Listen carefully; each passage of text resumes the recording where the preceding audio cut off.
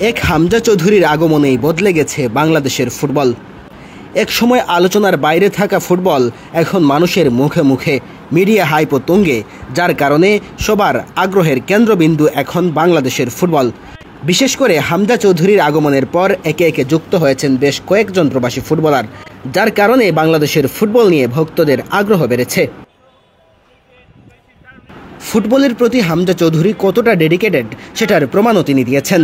Singapore এবং ভুটানের বিপক্ষে ম্যাচ খেলার জন্য তিনি সোমবার সকালে ঢাকায় পৌঁছেছেন। ঢাকা বিমানবন্দর থেকে সরাসরি টিম হোটেলে যোগ দিয়েছেন। কোনো ধরনের বিশ্রাম ছাড়াই বিকেলবেলা আবার দলের সাথে অনুশীলনে যোগ দিয়েছেন, যা প্রমাণ করে হামজা চৌধুরী দলের প্রতি কতটা নিবেদিত।